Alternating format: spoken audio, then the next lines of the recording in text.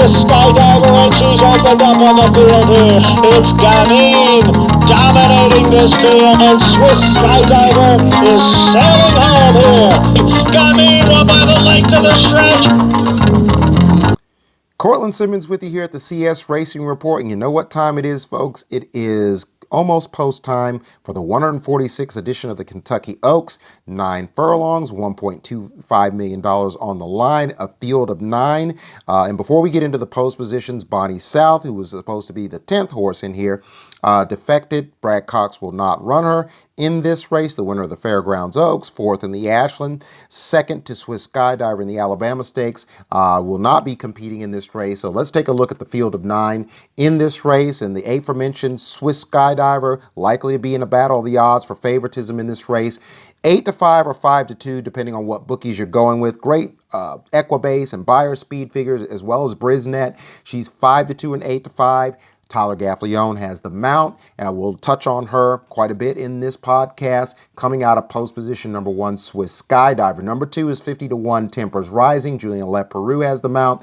Winless since November the 22nd of last year. That's 2 days before my birthday, by the way. Was the runner-up to the aforementioned Bonnie South in the Fairgrounds Oaks. 96 Equibase speed figure. She's 50-1. A lot of people think she's in over her head against these horses. Number 3 is the X Factor. DONNA VELOCHE. Brilliant as a 2-year-old. Off the maiden race, almost won the Breeders' Cup Juvenile, but her peak Equibase of 108 as a 2-year-old has dipped to 93. She has not run in 6 months since she defeated Speech in the Santa Isabel Stakes, and so that's a concern. Is she going to be fit enough to be able to compete with these horses?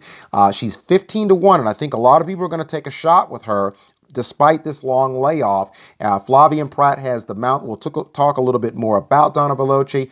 Out of post number 3, 15-1 for trainer Simon Callahan. Number 4 is Speech, the aforementioned victim to DONNA VELOCHE in that Santa Isabel. It has improved since finishing 2nd to Swiss Skydiver in the Santa Anita Oaks. She's got good speed figures. Her buyer was a 1 touch below Swiss Skydiver's Alabama at 101. Swiss Skydiver got a 102 in her record-setting Ashland Stakes performance, in which she set her stakes and track record that we talked about in preview pod number 1.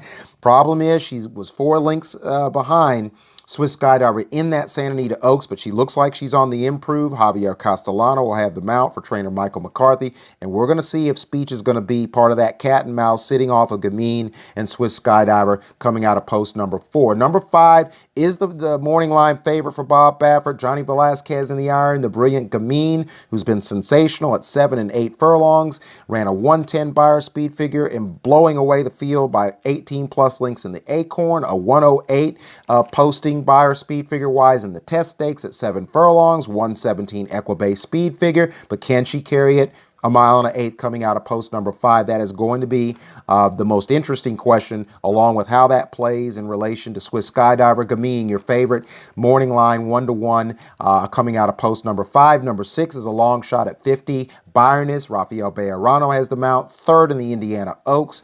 She dares the devil by almost 7 lengths. 85 Equibase speed figure.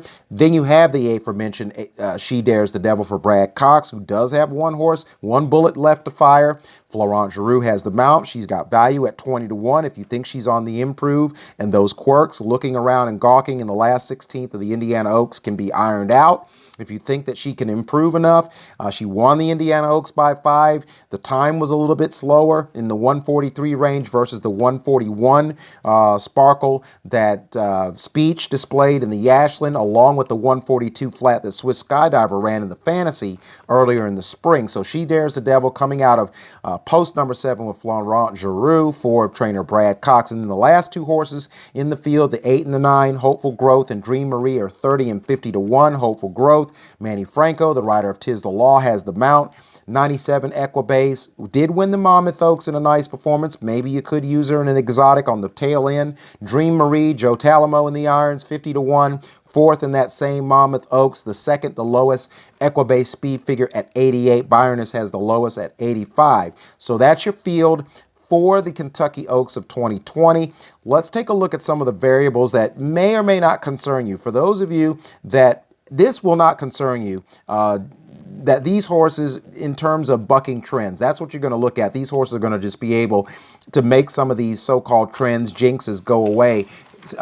And with that being said, you have Oaks winners coming out of the Rachel Alexandra and the Fairgrounds Oaks. These races have been very, very key in being a catalyst for Oaks winners. 5 Rachel Alexandra horses coming out of that race have won the Oaks in the last 10, 15 years. 6 Fairgrounds Oaks horses coming out of that race, where Bonnie South won that race, she won't be running, have prevailed at Churchill Downs. 7 of the last 12 Oaks winners have raced at the fairgrounds in some form or fashion. And then 7 of the last 15 Oaks winners have come in, a lot like the Kentucky Derby, they've come in and won this race off of losses in their last prep. So where does that put you in your wagering when looking at that statistics? And then last but not least, or certainly another trend that you can look at, maybe a little bit of a concern, favorites are 2 for 10 in the last 10 runnings of this race. So Gamine and Swiss Skydiver, neither one of them, if you want to be a little superstitious, want to be the favorite. 2 for 10 in the last 10. Another trend is post position number 1. That's where Swiss Skydiver will be coming out of. Post number 1 in the last 10, 12 years, there have been no winners, and to compound that alarming statistic, no top 3 finishers coming out of hole number 1 in the last 10 to 15 years, I think 12 years or so. And then post number 2, not much encouragement there either. You have no winners and only 1 horse finishing in the top 3. So that's something that, if you really believe that there's a bit of a jinx and a curse, that you might not like Swiss Skydiver as much, but I think most people are going to believe, look, she's been the best horse and she's going to run accordingly. I think she will, and we'll just have to see if that statistic bears out, that she's kind of in the Bermuda Triangle and curse coming out of the number 1.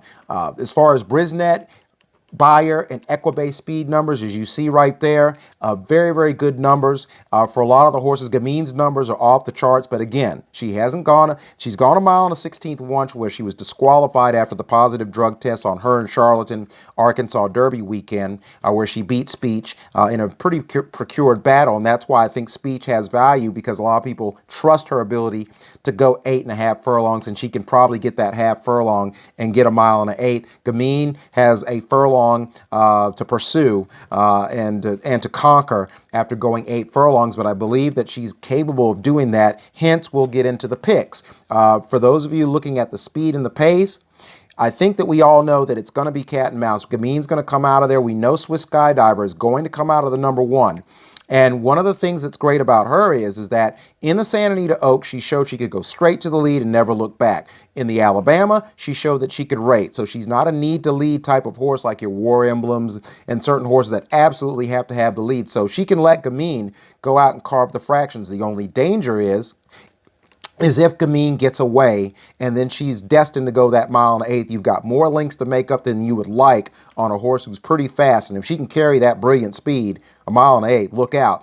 There's trouble for everybody else in the field. So that's going to be the concern, and that's going to be tactically, strategically, what Swiss Skydiver and Speech are going to be looking at. And I think they're going to be all kind of in pretty close relation. I think they're not going to get overwhelmingly too caught up in Gamine's race, but I think they're going to definitely go at a certain rhythm in order to stay within striking distance. And hence, let's go to the picks in terms of how that strategy influences my handicapping. As we all know, you guys like to, of course, wager more than one way, and it's practical to do that. So let's go from 3 to 2 to 1 in my Trifecta of Superfectas.